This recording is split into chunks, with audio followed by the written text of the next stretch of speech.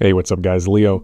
So, U.S. inflation rises to 2.7% in November on an annual basis. This is going to be adjusted for the seasonalities within the market right now going into November. It's really not a surprise that it's rising. You got Black Friday going on. You've got a holiday shopping. Typically, you see more prices kind of spike a little bit around the holidays. It's not outside the norm. Inflation has been increasing for the last, 4 months now by a 0.2% rise. So there is some concern that, inflation could be resurfacing. We certainly don't want to see an environment where we get back up into those almost hyperinflationary type environment we saw, what was it, a year and a half ago, 2 years now, something like that. But I really don't think that's where we're headed. So we take a look at the chart here. We can see the overall trend. And really what, we see these little fluctuations here within the CPI numbers, the inflation year over year. And overall, it's coming down. You might see a little bit of an inflation increasing month over month, but you see these little pops. It's a nothing burger. Overall, the trend is going down, and eventually we'll get down here to that 2% target that the Fed's trying to get us to. But just historically, come back here and look at the chart. Look, nothing goes in a straight line. So you get these little choppiness headed down. I mean, it's just normal price action was my opinion. So let's take a look here. Let's see where this inflation spikes that we're seeing. So, it looks like shelter rose by 0.3%, and food, which saw a 0.4% increase, food at home by 0.5%, and food away from home by 0.3%. So it seems like there's quite a bit of food inflation going on, and of course shelter. I mean, shelter's been a real big problem for several years now. Home affordability is just getting completely out of control with younger generations questioning whether they'll even be able to buy a home. So let's take a look here at the Fed Watch tool. So target rate for December is coming in. It's basically 100%. It's showing a 94.9% chance that the Fed's going to cut rates by a 0.25%, bringing it down to 425 to 450 for the target rate.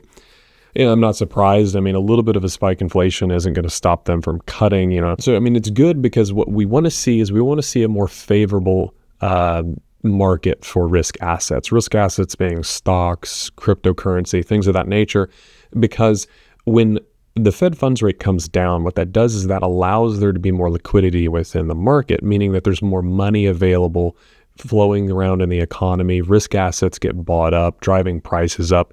It makes investing much more profitable whenever you have a quantitative easing or a low interest rate environment, because then investors are more comfortable to go in and start loading up on assets, which is exactly what we're seeing with BlackRock right now, as they're gobbling up all the Bitcoin on the market and Ethereum as well. So I expect them to continue to cut rates going forward. I don't anticipate them to stop cutting rates right now.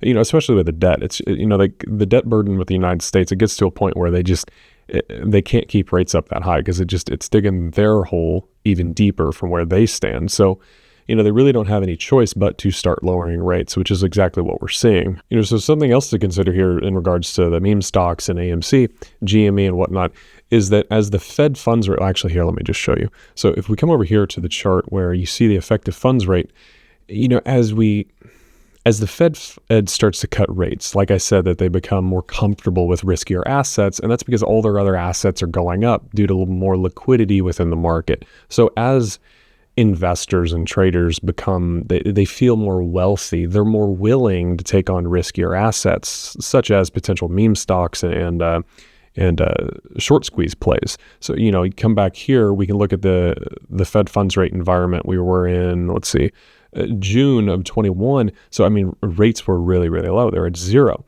So investors are much more willing to take a shot at something more risky. And so as we're moving into this more favorable environment where there's more liquidity in the market, there's more money being thrown around in the casino, then, we can see a situation where, maybe people start catching on again, and you see a lot of volume pick up and buying, and it triggers a short squeeze. So that's something to keep an eye on as we move into 2025 and the rates start getting cut more and more.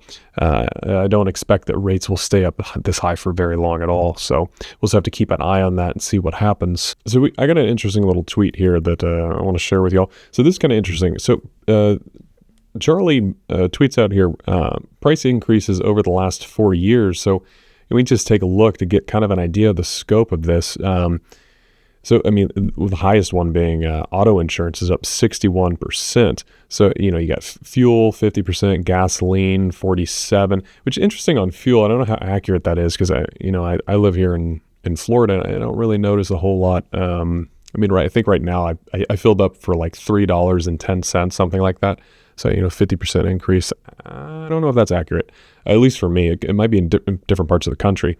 But home prices up 43%, certainly here in Florida. I mean, it's not a surprise at all, if not more. Transportation costs, 40%, gasoline, utilities. So this kind of gives you a broad scope here. And what the CPI is they have a formula for calculating it, but it's a sort of weighted average. And they put more weight on certain items than others, such as like food, housing. So it really kind of depends what you're looking at. I know for a while there, it was the housing that was really sticky, but this kind of gives you an idea of the scope of how bad it is whenever the government steps in and starts printing tons of money, because, they increased the money supply by 40%, which was just absolutely insane to do. I mean, it's no wonder that they're having inflation. So anyway, I think that pretty much wraps up this. Actually, no, there's one more thing I want to talk about. So this is kind of interesting. So Elon Musk's net worth hits the 400 billion milestone. I mean, that is just absolutely incredible. And I think it's only going to go up there from here. If you looked at our recent Tesla video talking about how Optimus Robot's going to drastically increase the value of Tesla, I think that the company could potentially 10x just based on the Optimus Robot cells, which would be starting end of 2025. If you haven't watched that video, check it out, because I think that's probably the best trade in the market right now, apart from Ethereum and outside of the crypto world. But wow, 400 billion. Geez, good job, Elon. So anyway, until next time, y'all take care.